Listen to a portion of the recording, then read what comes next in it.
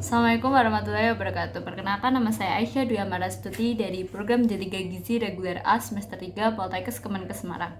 Saya di sini akan sedikit menjelaskan tentang metode pengasapan. Pada zaman seperti ini, konsumen membutuhkan makanan yang segar, mudah, dan mudah disajikan secara praktis.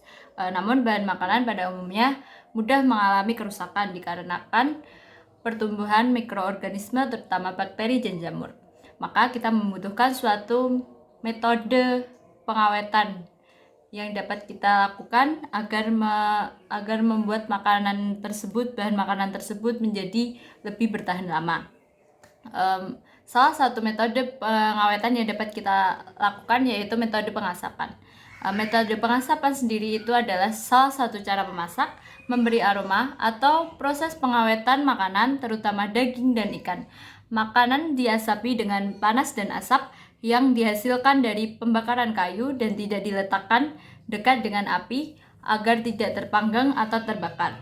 Proses pengawetan dimulai dari proses di mana molekul larut air dan larut lemak, uap, dan partikel lain dilepaskan dari kayu yang terbakar dan masuk dalam makanan. Makanan menyerap aroma asap, sementara asap mengeringkan makanan dan memperbaiki cita rasa. Bahan bakar yang lazim digunakan dalam metode pengasapan yaitu kayu. Kayu yang berupa serbuk gergaji, sabut kelapa, merang, atau ampas tebu. Kayu yang baik digunakan yaitu kayu yang lambat terbakar, keras, banyak mengandung senyawa-senyawa yang mudah terbakar, dan menghasilkan asam. Kayu yang mengandung damar tidak baik untuk pengasapan ikan karena menimbulkan bau dan rasa yang kurang enak. Jenis kayu juga menentukan jumlah asap yang dihasilkan. Tahap pengasapan itu ada 4. Yang pertama yaitu penggaraman. Proses penggaraman dilakukan sebelum ikan diasapi. Penggaraman dapat dilakukan dengan 2 cara, yaitu penggaraman kecil dan penggaraman basah. Penggaraman menyebabkan daging ikan menjadi lebih kompak karena garam menarik air dan mengumpulkan protein dalam daging ikan. Pada konsentrasi tertentu, garam dapat menghambat pertumbuhan bakteri. Di samping itu, garam juga menyebabkan daging ikan menjadi enak. Yang kedua yaitu pengeringan. Ikan sudah digarami dan ditiriskan dimasukkan ke dalam kamar asap yang berisi asap panas hasil pembakaran. Pemanasan secara tidak langsung menyebabkan terjadinya penguapan air dan daging ikan, sehingga permukaan air dan daging mengalami pengeringan. Hal ini akan memberikan efek pengawetan karena bakteri-bakteri pembusukan lebih aktif pada produk-produk berair. Oleh karena itu, proses pengeringan mempunyai peranan sangat penting dan ketahanan mutu produk tergantung kepada banyaknya air yang diuapkan. Tahapan yang ketiga yaitu pemanasan. Ikan dapat diasapi dengan pengasapan panas atau dengan pengasapan dingin. Pada pengasapan dingin, panas yang ditimbulkan karena asap tidak begitu tinggi dan efek pengawetannya hampir tidak ada. Untuk meningkatkan daya awet ikan, maka dibutuhkan waktu yang panjang untuk meningkatkan daya awet ikan tersebut. Pada pengasapan panas, karena jarak antara sumber api dengan ikan biasanya dekat, maka suhunya lebih tinggi sehingga ikan menjadi cepat masak.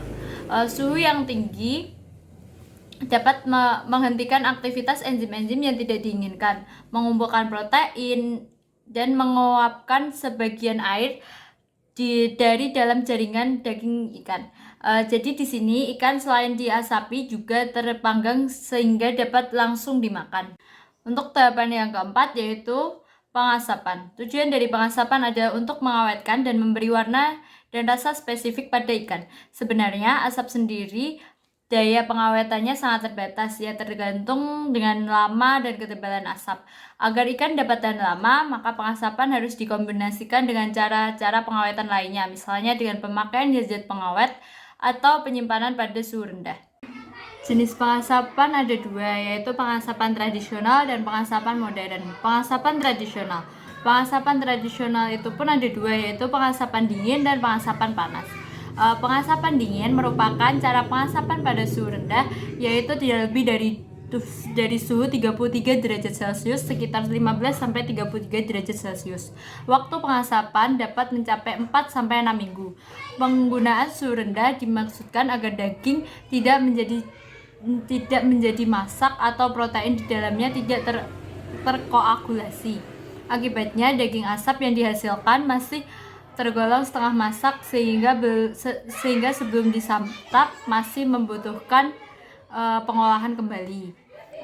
Pada pengasapan suhu dingin waktunya itu bakalan lebih lama daripada pengasapan suhu panas. Sedangkan pengasapan suhu panas sendiri yaitu pengasapan panas dengan menggunakan suhu pengasapan yang cukup tinggi yaitu 80-90 derajat Celcius. Karena suhunya tinggi waktu pengasapan pun lebih pendek daripada waktu pengasapan dingin, yaitu 3-8 jam. Karena suhunya tinggi waktu pengasapan itu pun jadi pendek, soalnya yaitu suhunya kan sudah semakin tinggi, jadi waktunya harus semakin pendek. Nanti kalau dia waktunya lama itu bakalan menjadi gosong atau terlalu matang gitu.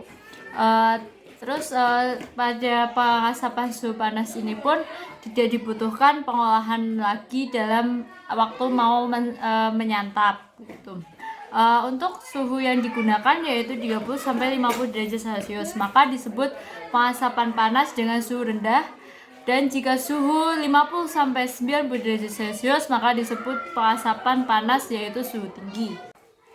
Pengasapan suhu tradisional memiliki kelemahan yaitu waktu persiapan yang lama, terus tidak terkontrol kualitasnya, pencemaran udara karena bau asap, resiko kebakaran, terus waktu optimum dan suhu pengasapan tidak dapat dipertahankan, serta menghasilkan senyawa karsinogen serta fenol, nitrosamin, dan benzopiren. Yang selanjutnya, yang kedua yaitu pengasapan modern. Pengasapan modern yaitu pengasapan cair. Dia menggunakan asap liquid, pada dasarnya merupakan asam cukanya atau vinegar kayu yang diperoleh dari destilasi kering terhadap kayu. Pada destilasi kering tersebut, vinegar kayu dipisahkan dari tars, hasilnya diencerkan dengan air lalu ditambahkan garam dapur secukupnya. Kemudian daging direndam dalam larutan asap tersebut selama beberapa jam. Faktor penting yang perlu diperhatikan pada pengasapan liquid adalah konsentrasi, suhu larutan asap, serta waktu perendaman. Prinsip pengasapan cair adalah bahan yang direndam atau dicelupkan dalam asap cair diikuti dengan pengeringan. Kelebihan dari penggunaan asap cair yaitu beberapa aroma dapat dihasilkan dalam produk yang seragam dengan konsentrasi yang lebih tinggi. Terus yang kedua yaitu lebih intensif dalam pemberian aroma. Yang ketiga, kontrol hilangnya aroma lebih mudah. Terus yang keempat, dapat diaplikasikan pada berbagai jenis bahan pangan. Yang kelima, lebih hemat dalam pemakaian kayu sebagai sumber asap. Terus yang selanjutnya, polusi lingkungan dapat diperkecil. Dan yang terakhir yaitu dapat diaplikasikan ke dalam berbagai kehidupan seperti penyemprotan, pencelupan, dan dicampur langsung ke dalam makanan. Sedangkan keuntungan dan kerugian metode pengasapan sendiri itu pun ada, karena dalam setiap pengolahan pasti ada keuntungan dan kerugian. Keuntungannya yaitu rasa, bau, warna itu meningkat, terus lebih empuk, terus cukup mampu mengawetkan. Terus yang selanjutnya, yang kerugiannya, dia susut dalam perubahan protein akibat panas dan asap. Yang kedua yaitu terbentuknya hidrokarbon aromatik yang berbahaya atau karsinogenik. Yang selanjutnya yaitu untuk melakukan kontrol kualitas pengasapan, kita harus melakukan metode pengasapan yang baik menurut FDA. Metode pengasapan yang baik menurut FDA yang pertama yaitu gunakan prosedur persiapan yang benar. Yang kedua yaitu defrost daging, jika yang dipakai yaitu daging beku. Yang ketiga, pembubuhan di dalam refrigerator. Terus yang keempat, jangan masak setengah matang. Yang kelima yaitu awasi suhunya. Yang terakhir yaitu masukkan refrigerator. Mungkin itu yang dapat saya sampaikan, kurang lebihnya mohon maaf. Semoga dapat bermanfaat bagi kita semua. Wassalamualaikum warahmatullahi wabarakatuh.